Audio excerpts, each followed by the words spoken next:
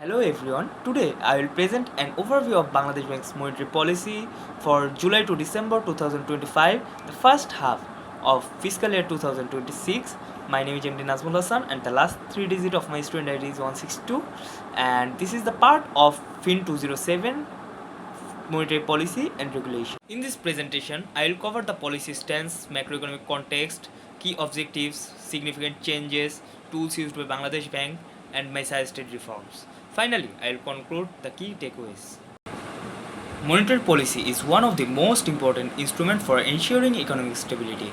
Bangladesh currently faces inflationary pressure, volatility in foreign exchange, and challenges in the banking sector.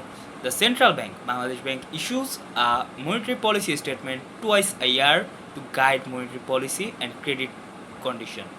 The policy for the first half of fiscal year 2026 was announced in July 2025. The objectives of this paper are fourfold. First, to summarize the July to December 2025 monetary policy statement. Second, to compare this policy with the previous half-year statement from January to June 2025. Third, to explain the tools used by Bangladesh Bank to implement its policy. And fourth, to suggest reform that could improve policy effectiveness in the future. Bangladesh Bank has maintained the contractionary policy stance. The repo rate has remained at 10%, unchanged from the previous policy. The main target of this stance is to reduce inflation to below 7%. Priority has been given to overall economic stability rather than short-term growth. During this period, inflationary pressure remained persistent. GDP growth is slower compared to pre-COVID level. Liquidity shortages persist in the banking system, partly due to weak deposit and high non-performing loans. Additionally, foreign exchange reserves have declined, putting further pressure on the exchange rate. The key objectives of the monetary policy are controlling inflation and ensuring a downward trajectory, stabilizing the foreign exchange rate, strengthening banking supervision, supporting credit allocation for small and medium enterprises, agriculture and exports, and ensuring that policy decisions are data-driven and adapt to real-time economic indicators. We're moving to next slide. Here we see that significant changes compared to January to June 2025. Now, when comparing with the previous half year, policy rate have mostly remained unchanged. The repo rate stays at 10%, the SLF at 11.5%, while the SDF has been slightly reduced from 8.5 to 8%.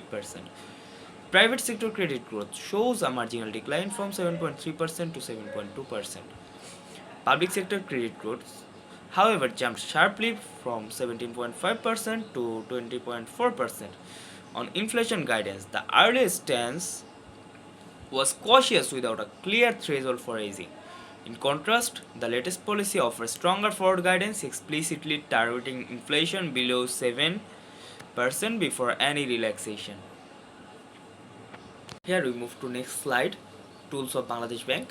To implement this stance, Bangladesh Bank uses a wide range of tools. Policy rates such as repo and reverse repo, standing facilities, both lending and deposit, reserve requirement like CRR and SLR, open market operation including repo, reverse repo auction and government securities, foreign exchange intervention to stabilize the taka, macroprudential supervision to safeguard the banking sector, and forward guidance and communication to anchor expectation. However, to improve effectiveness, several reforms are necessary. Strengthening monetary transmission through secondary bond market development and removing interest rate caps, ensuring banking stability via stress test, resolution framework, and curbing insider lending, improving foreign exchange management by diversifying reserves and publishing timely data, enhancing coordination between fiscal and monetary policy, promoting inclusive growth through targeted refinance schemes, and increasing transparency by publishing monetary policy committee minutes and more frequent inflation update. Here we move to next slide, objective links. These reforms directly link back to the objectives.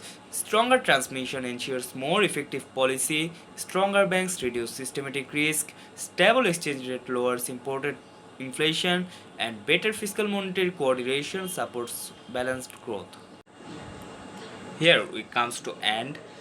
In conclusion, the H1 Fiscal Year 26 monetary policy of Bangladesh Bank reflects a careful balancing act prioritizing inflation control and financial stability while cautiously supporting growth. It acknowledges the hard realities of our economy, persistent inflation, exchange rate volatility, and banking sector weaknesses, yet it also lays out a clear roadmap for overcoming these challenges. What stands out is not just the contractionary stance, but the forward looking vision, building stronger banks, deepening financial markets, and ensuring that growth remains inclusive and sustainable. Ultimately, the effectiveness of this policy will depend on how well it is backed by structural reforms and how closely it is aligned with fiscal policy. If these reforms are implemented with commitment, monetary policy can truly become a pillar of resilience, guiding Bangladesh towards a more stable, confident, and globally competitive economy. I would like to sincerely thank our respected teacher for giving me the opportunity to learn and present on such an important topic like monetary policy. My heartfelt thanks also go to everyone for watching this video with patience and attention.